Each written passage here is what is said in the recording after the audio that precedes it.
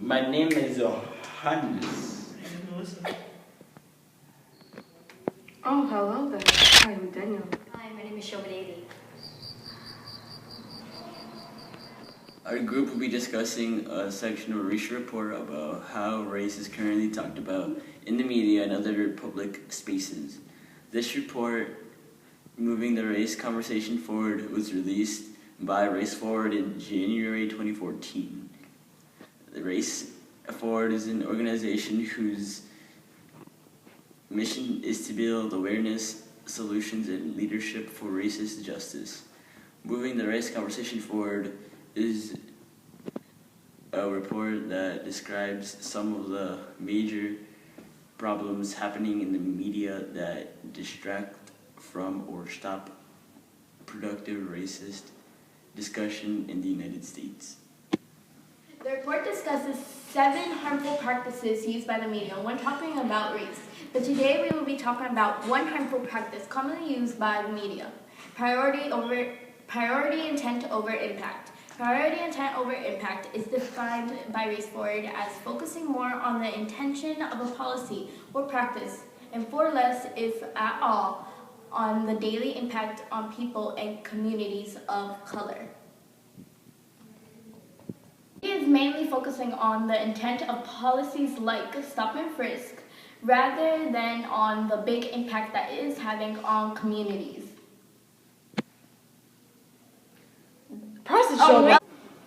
The reason prioritizing intent over impact is a practice that either distracts from or stops conversations about race is because the effect on racial discourse is that prioritizing intent over impact is devalues rather than values the humanity and the very lives of people and communities of color. Also, the fear of whites is prioritized over the biases against colored people. Alvin, a 17-year-old from Harlem who is a Latino, was simply walking home from his girlfriend's house when she was stopped and frisked by 3 New York Police Department officers for being suspicious. Policemen are forced to do 250s, or in other words, stop and frisks. This is not fair to catch and harass innocent Latino or black men for looking suspicious when they do nothing at all. Paula Deen was saying the N-word on television, and it turned into a court case. The NBC News anchor put more input and was saying more on how she was affected and how fast people were to turn on her for saying one word rather than the effect it had on people of color. Media focus on individual racism. It's their key part of life.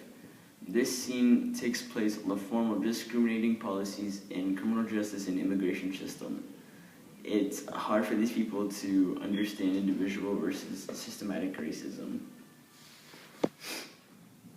2, we need to focus on actions and the impact of those actions over attitudes and the intentions behind actions. This means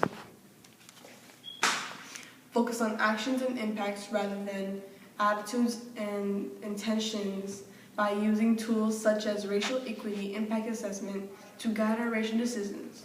Citizens need to use an impact standard where disparate impacts are often the evidence of disparate treatment.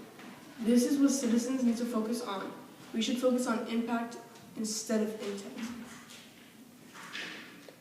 Racial lens to our conversations on racial biases help us identify differences between a particular race. An example of this is how society says that white women are more gentle and ladylike, while colored women are more rough and sassy. That is how we see a particular woman. But when we put our stereotypical lens, and we can't ignore the difference between the different expenses caused by race. As a media, they're trying to put people of color at fault and look more like criminals to people, creating false stereotypes. So we should put people of color in media and as messengers to combat stereotypes on races. Are you done or no? has had a difficult history when it comes to race. Yet our nation is becoming increasingly diverse. And so, we need to work together to move this race conversation forward because we have all been subject to racism either individually, battling with ourselves, or face-to-face personally in groups with others. We need to bring this topic and learn to address this situation correctly and efficiently to help others and mostly ourselves win the battles of racism once and for all. Thank you. Thank you.